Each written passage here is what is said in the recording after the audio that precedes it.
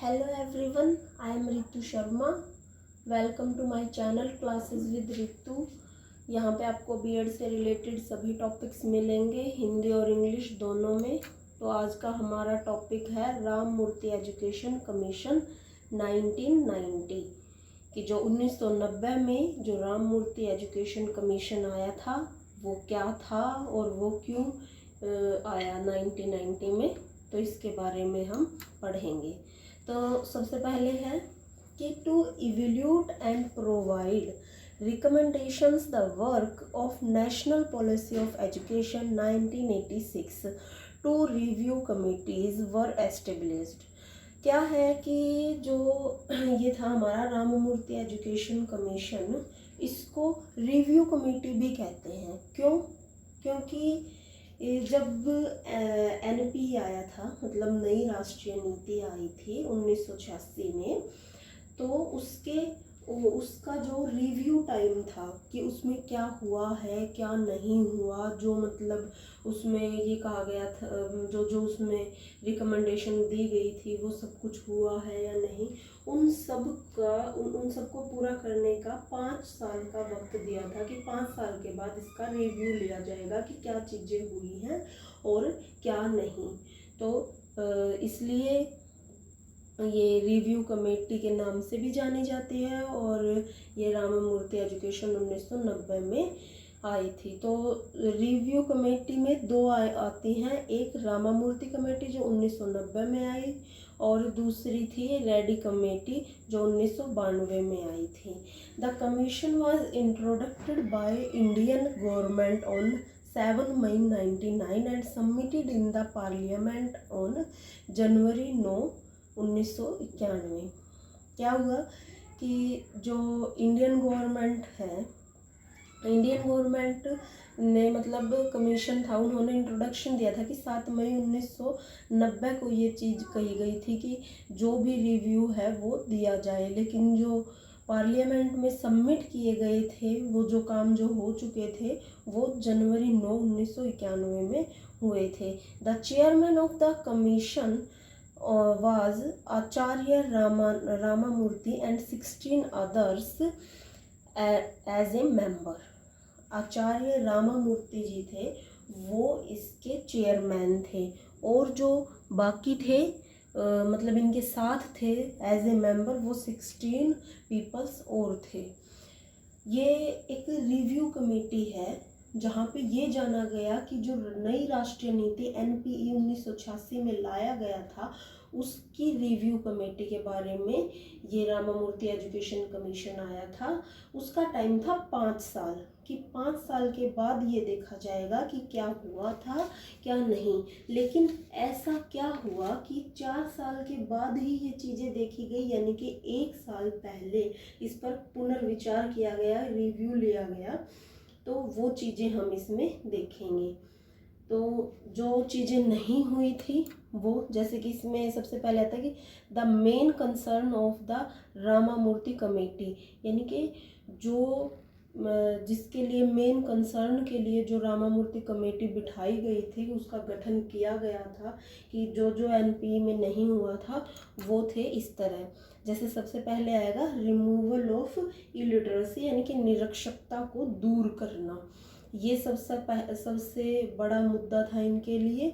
फिर आता है orientation of education to employment and work, यानी कि शिक्षा को रोजगार मुखी और कार्योन्मुखी बनाना कि एम्प्लॉयमेंट भी हो और हम यानी कि ओरिएंटेबल भी हो, यानी कि हमें नौकरी भी मिले, हमारा काम भी हो, ऐसी शिक्षा नीति बनाना। इसमें थर्ड चुनौती थी कि arrangement of education for all children of the country, यानी कि देश के जितने भी बच्चे हैं उनके लिए एक जैसी शिक्षा की व्यवस्था करना। और फोर्थ आया था इसमें कि सोशल इक्वलिटी, सामाजिक समानता मिले, ठीक है। और इसमें फिफ्थ आया था कि जो भी यानी कि वो भावना वाले की जजमेंट किए जा रहे थे बहुत सारे की पैशन है, यानी कि ईर्ष्या द्वेष की भावना, इन सब का संघर्ष किया गया था कि इनके ऊपर स्ट्रगल अगेंस्ट किए गए थे कि हाँ ये जो चीज़ें थी ये जो आपके सामने ये 5 पॉइंट्स हैं, इनके ये सबसे बड़े मुद्दे थे एनपीई में जो काम नहीं हुए थे, या फिर जो काम मतलब धीमी गति से चल रहे थे, ये अभी मतलब लोगों को पढ़ाया जा रहा था, लेकिन वो इतनी परसेंटेज में नहीं पढ़े थे जितना एनपीई में कहा था कि सभी को एजुकेशन प्रोवाइड की जाए। कुछ को की गई, कुछ को नहीं की गई। सोशल इक्वलिटी थी उसके अंदर, रिकमेंडेशन के अंदर एनपीई में, लेकिन वही है, कहीं मान्य हुई कहीं नहीं हुई। तो इन्हीं के लिए ये रामामूर्ति कमेटी गठन किया गया इसका। यही रीज़न था कि जो 5 साल के बाद ये कमेटी बिठानी थी वो 1 साल पहले हुई, यानी कि 1990 में हुई। आगे है recommendation of Ramamurthy committee. Recommendation यानी कि इसमें क्या कहा गया कि क्या चीज़ें जल्दी होनी चाहिए थी, किसमें, या फिर ये कह सकते हैं कि किन चीज़ों में ज़्यादा सुधार के मौके हैं, कि इनमें सुधार जल्दी से जल्दी चाहिए। तभी एनपी जो थी, वो जो नई राष्ट्रीय नीति थी, तभी वो लागू अच्छे से हो पाएगी, क्योंकि उसी का रिव्यू लिया गया था इसमें। तो इसमें सबसे पहले आता है development of common school system, कि सामान्य स्कूल प्रणाली का विकास। सामान्य स्कूल प्रणाली का विकास इसमें सबसे पहले आया the implications of having the common school system should be there and without any kind of discrimination on basis of caste, creed, location or sex। यानी कि क्या हुआ कि कभी, यानी कि जो कॉमन स्कूल सिस्टम है वो कास्ट को, क्रीड को, लोकेशन यानी कि कोई भी क्षेत्र को, या सेक्स को, या कि फीमेल है या मेल है, इन चीज़ों को छोड़कर एक कॉमन स्कूल सिस्टम की सबके लिए एक समान स्कूल प्रणाली की, सबको समान शिक्षा दी जाएगी। किसी भी ये जो डिस्क्रिमिनेशन ऑन बेसिस हैं इनके ऊपर नहीं दी जाएगी। इसमें क्या कहा गया कि special allocation for improvement of school system in backward area, urban Slims यानी कि शहरी झोरी झुग्गी, ट्रेबल्स एरिया, हिली ट्रेकर्स, और इसके अंदर आए ये मार्शल एरिया, कास्टल बेल्ट और इनसाइड, यानी कि यहाँ पे शिक्षा को ज़्यादा अच्छा करना होगा। ये जो एरिए हैं, जो मैंने आपको सेकंड पॉइंट में जो एरिए बताए हैं, जैसे बैकवर्ड एरिया, अर्बन स्लिम्स है, ये जो जैसे डिज़र्ट यानी कि रेगिस्तानी एरिया है, ठीक है, मैशी एरिया यानी कि दलदली जगह वाला एरिया है, यानी कि इन जगहों पर ज़्यादा शिक्षा को ज़्यादा अच्छा करना होगा, क्योंकि यही एरिए पीछे रह गए हैं शिक्षा के संदर्भ में। तो सबसे पहले था इनका development of common school system, कि स्कूल में किसी भी कास्ट, लोकेशन, क्रीड या सेक्स के बेस पर एजुकेशन न देकर सभी को सम्मान समझकर एजुकेशन दी जाए। नेक्स्ट है इसमें place of equality for women. Place of equality for women यानी कि स्त्रियों के लिए, यानी कि महिलाओं के लिए बराबरी का स्थान। For the gender equality for Ramamurti committee recommended the women's education to be enhance, यानी कि जेंडर इक्वलिटी यानी कि लिंग समानता को कैसे लाया जाए, या फिर कैसे लाया जा सकता है। जब लाया जा सकता है तब शिक्षा यानी कि एजुकेशन के थ्रू ही लाया जा सकता है, और तो कोई भी मुद्दा था ही नहीं कि एजुकेशन के थ्रू ही जेंडर इक्वलिटी यानी कि लिंग समानता को, कि फीमेल और मेल के बीच कोई भेदभाव ना रहे, सबको समान समझे, तो एजुकेशन के थ्रू ही इनकी इक्वलिटी को लाया जा सकता था। जब हम शिक्षा इन्हेंस्ड कर देंगे और सभी फीमेल को एजुकेटेड कर देंगे, opportunity to be provide to women in all the field, महिलाओं को, स्त्रियों को सभी फील्ड में अपॉर्चुनिटी दी जानी चाहिए। यानी कि अब क्या हो रहा है, पहले ये सारी चीज़ें वुमेंस के लिए नहीं थी, क्योंकि जैसे आजकल नौकरी कर रही हैं, बाहर भी जा रहे हैं, जैसे एयरफोर्स में भी लग रहे हैं, आर्मी में भी, हर जगह हैं। लेकिन पहले ऐसा नहीं था, एनपीई से पहले, और या फिर ये कहूँ कि इसकी जब ये रामामूर्ति कमेटी गठन किया गया था, इससे पहले ये सारी चीज़ें बहुत कम थी। लेकिन आज अगर देखा जाए तो हर फील्ड में ये वुमेन है। इसमें नेक्स्ट है early childhood care and education.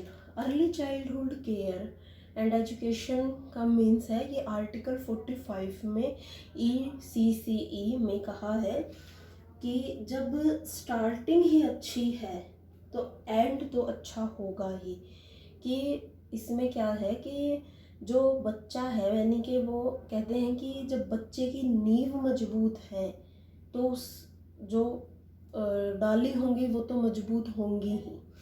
कि जब नींव अच्छी है, यानी कि अर्ली चाइल्डहुड केयर, यानी कि जब बचपन से ही उसको एजुकेशन दिया जा रहा है, उसको अपने नैतिक अधिकार बताए जा रहे हैं, तो वो जैसे जैसे बड़ा होता है तो उसको सारी चीज़ें याद रहती हैं। इसलिए ये एक्ट आर्टिकल 45 में कहा गया कि early childhood care and education को भी, एजुकेशन के ऊपर भी ध्यान देना चाहिए। इसमें ज़्यादातर बच्चे आते हैं फर्स्ट क्लास से 8th क्लास तक। उसमें फर्स्ट क्लास से 8th क्लास के बच्चों तक ये उनको मतलब इतना समझा दिया जाता है, इतना उनमें नॉलेज दी जाती है उनको, ये आगे जाके तुम्हें क्या करना है क्या नहीं। फर्स्ट क्लास के बच्चे से भी वर्कशीट वर्कआउट करवाया जाता है ताकि वो सेल्फ डिपेंडेंट बने। इसलिए ये ECCE आर्टिकल 45 के ऊपर ज़्यादा ध्यान दिया गया। नेक्स्ट है इसमें वैल्यू एजुकेशन। वैल्यू एजुकेशन वही नैतिक शिक्षा, या फिर हम इसको बोल सकते हैं मूल्य शिक्षा। इसमें क्या है कि for the development of the responsible citizens of the country we should also included the values in the children through proper education. कि अगर देश के बच्चे रिस्पॉन्सिबल बनाने हैं तो हमें वैल्यूज यानी कि मूल्यों के बारे में पढ़ाना होगा। और वैल्यूज के बारे में सिर्फ एजुकेशन के थ्रू ही बताया जा सकता है। जैसे क्या है कि जब जैसे छोटे बच्चे हैं, उनका एक सब्जेक्ट होता है नैतिक शिक्षा, उसके अंदर बहुत सारी चीज़ें हैं जो हमारे इन्वायरमेंट के बारे में बताई जाती है थ्रू एजुकेशन से। एजुकेशन के माध्यम से इन्वायरमेंट के बारे में, हमारे नैतिक मूल्य, हमारे अधिकार, हमारे कर्तव्य सब बताए जाते हैं। इसमें क्या बताया जाता है, डेमोक्रेसी यानी कि लोकतंत्र के बारे में बताया जाता है, सेक्युलरिज्म यानी कि धर्मनिरपेक्षता, साइंटिफिक टेम्पर साइंस की तरफ भी पॉजिटिविटी लाई जाती है, इक्वलिटी ऑफ सेक्स कि मेल और फीमेल में कोई फ़र्क न करे, होनेस्टली ईमानदार बनाया जाता है, integrated different culture and languages, respect for all the form of all life of form, यानी कि अलग अलग कल्चर्स को भी, मतलब अलग अलग कल्चर्स और लैंग्वेज को भी रिस्पेक्ट देना सिखाया जाता है, ये जो वैल्यू एजुकेशन है इसके अंदर। और क्या है कि constitute the mask of values which is vital to the unity and integrity of the country. क्या है कि ये सभी चीज़ें ज़रूरी हैं ताकि बच्चे में कल्चर अवेयरनेस आए, उन्हें पता चले कि सभी इस देश के नागरिक हैं। तो ये था हमारा वैल्यू एजुकेशन। इससे नेक्स्ट है technical and management education. Technical and management education, इसमें आया एलोकेशन ऑफ मोर फंड्स, यानी कि कमेटी ने कहा कि फंड्स ज़्यादा ज़रूरी है। प्रॉपर मोनेटराइजेशन सिस्टम, मोनेटराइजेशन या फिर इवोल्यूशन की ज़रूरत है कि जैसे कि जो फंड आ रहा है वो कहाँ पर यूज हो रहा है, किस तरह यूज हो रहा है। इसके लिए करिकुला on A continuous basis, review curriculum on A continuing basin, जो मतलब ये जो आ रहा है इस यानी कि कंटिन्यूइंग बेसिस के ऊपर रिव्यू यानी कि रिव्यूड करना ज़रूरी है कि जो फ्यूचर में क्या नीड्स हैं उनके ऊपर ध्यान रखते हुए फंड्स को ज़्यादा मतलब इसमें टेक्निकल एंड मैनेजमेंट एजुकेशन में कहा गया कि टेक्निकल जो होता है उसके ऊपर खर्चे ज़्यादा आते हैं, कि बच्चों को मैनेजमेंट करना भी सिखाया जाए और टेक्निकल चीज़ों को भी सिखाया जाए कि इसका यूज कैसे होता है। तो उसमें फ़ंड की ज़्यादा ज़रूरत होती है और जो फंड दिया गया है उसका प्रॉपर मॉनिटरिंग करें या फिर इवोल्यूशन कह सकते हैं इसको हम, वो करें, ठीक है। और कंटिन्यू बेसिस पर कि फ्यूचर में इसकी क्या ज़रूरत पड़ सकती है और कंपटीशन करवाएं। Make recruitment to teaching positions strictly on merit by open competition and all India basis, कि कंपटीशन को ऑल इंडिया बेसिस पे सबके लिए एक इक्वल रखा जाए कि जो जिसका सही है वही आगे आए, ठीक है। आगे है इसमें decentralisation of planning and management of education. Decentralisation का मतलब होता है कि विकेंद्रीयकरण, यानी कि शिक्षा की योजना तथा प्रबंध का विकेंद्रीयकरण। They also recommended the decentralisation of the institute and educational management planning, कि जितने भी इंस्टीट्यूट है, कॉलेज है, स्कूल्स हैं, यूनिवर्सिटी हैं, इनका विकेंद्रीयकरण किया जाए, अलग अलग से देखा जाए, रिसोर्सेज एलोकेशन का भी डिसेंट्रलाइजेशन किया जाए, implementation, coordination, monetisation and evolution for the proper management, ताकि एक प्रॉपर मैनेजमेंट यानी प्रॉपर प्रबंध किया जा सके डिसेंट्रलाइजेशन करके। इसमें नेक्स्ट आता है वोकेशनलाइजेशन ऑफ एजुकेशन। वोकेशनलाइजेशन यानी कि व्यवसायीकरण ऑफ एजुकेशन, यानी कि शिक्षा का व्यवसायीकरण। इसमें आता है वर्क एक्सपीरियंस या फिर social usefully productivity work should be integrally linked with various subjects both at the level to content and pedagogy, कि जो वर्क एक्सपीरियंस या फिर सोशल यूजफुल प्रोडक्ट इनके जो हमारी रियल लाइफ में काम आते हैं उसे इंटीग्रेटेड करना होगा। मीन्स कि शिक्षा के साथ कॉन्टेक्ट, यहाँ पे ये कंटेंट जो है, यहाँ पे कंटेंट का मतलब है करिकुलम, कि ऐसा वर्क एक्सपीरियंस करवाया जाए जो हमारी रियल लाइफ में काम आता हो। हाँ, वो काम मतलब वो शिक्षा करिकुलम में ऐड करने चाहिए ताकि प्रैक्टिकल नॉलेज मिल सके। Proper resources and facilities should be provide so that students can be work experience, कि जब ऐसा व्यवसायीकरण किया जाएगा एजुकेशन का कि जो हमारी रियल लाइफ में काम आता है उसका हमें एक्सपीरियंस हो जाएगा, जो स्टूडेंट्स को आगे जाके भी अपनी रियल लाइफ में काम आएगा। इसके बाद आता है रिसोर्सेज ऑफ एजुकेशन। रिसोर्सेज यानी कि शिक्षा के स्रोत। To meet the demand of the education for future, the resources should be matched by using at least 6% CNP in education sector. Means कि एजुकेशन के फ्यूचर डिमांड को देखते हुए 6% GNP यानी कि ग्रोस नेट प्रॉफिट का एजुकेशन सेक्टर के कार्य में लगाना होगा। All the technical and professional education should be self financing course, यानी कि जो स्टार्ट करना होगा कि जो एजुकेशन है वो स्टार्टिंग से ही, जैसे कि जो मतलब कई जो यूनिवर्सिटी में है वो टेक्निकल और प्रोफेशनल एजुकेशन की सेल्फ फाइनेंशियल कोर्स करें, ठीक है, ये कहा गया था।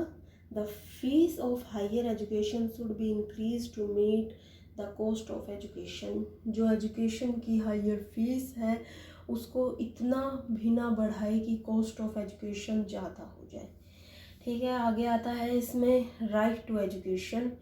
Universal Declaration of Human Rights declare that all individuals, irrespective for sex, caste, and economic status, have the right to education. Indian rightly subscribe to this famous declaration. क्या है right to education में? क्या है कि इसमें कहा गया था कि जो 14 साल तक के बच्चे हैं, चाइल्ड हैं, उनको फ्री एजुकेशन दिया जाए। राइट टू एजुकेशन में ये कहा गया था। और बिना किसी भेदभाव के हर इंडिविजुअल्स को एजुकेशन प्रोवाइड किया जाए। ये न देखा जाए कि उसका सेक्स क्या है, मेल है या फीमेल है, उसकी कास्ट क्या है, कि वो उच्च जाति से है, नीच जाति से, किसी से भी हो, उसका इकोनॉमिक स्टेटस क्या है, उसकी रिस्पेक्ट कितने हैं, ये ना की जाए कि वो कितना फेमस है, कुछ भी ना देखा जाए।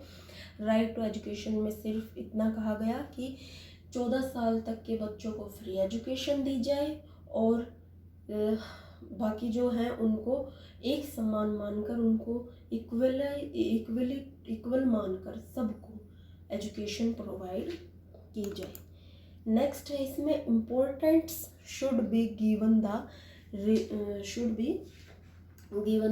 रीजनल लैंग्वेज, यानी कि जो क्षेत्रीय भाषा है उसको महत्वता प्रदान की गई। इनकी क्षेत्रीय भाषाओं को शिक्षा का आधार बनाने पर बल दिया गया कि इसमें क्या था कि जो हमारी एरिया वाइज जो लैंग्वेज होती है उसको भी बेस माना गया एजुकेशन का, क्योंकि ऐसा करने से क्या होता है कि एरिया वाइज यानी कि जो लैंग्वेज है, वो जो क्षेत्र की लैंग्वेज है, उसमें असमानता दूर हो जाती है। उनको ये नहीं लगता कि हम इनसे अलग हैं, उनको एक समान लगते हैं। नेक्स्ट है removing disparities in education. Removing जैसे इसमें क्या होता है कि जो एजुकेशन है कि एजुकेशन प्रोवाइड करने के मामले में बहुत से इनक्वालिटीज़ देखी जाती हैं, जैसे रूरल है, अर्बन एरिया से है, उच्च जाति से, पिछड़ी हुई जाति से है, इनकी ऐसी असमानताएं देखी जाती हैं कि मेल है, फीमेल है, ऐसी इस तरह की। तो टाइमली इन प्लान्स को बनाते समय इन असमानताओं को, यानी कि इन इक्वेलिटीज़ को समाप्त करने का पूरा यत्न किया गया, यानी कि इन पर ज़्यादा जोर दिया गया कि ये सारी चीज़ें भूल कर सबको एजुकेशन प्रोवाइड की जाए। रिफॉर्म्स इन एग्जामिनेशन सिस्टम, यानी कि परीक्षा प्रणाली में सुधार, जो हमारे एग्ज़ाम होते हैं उनके अंदर सुधार किए गए।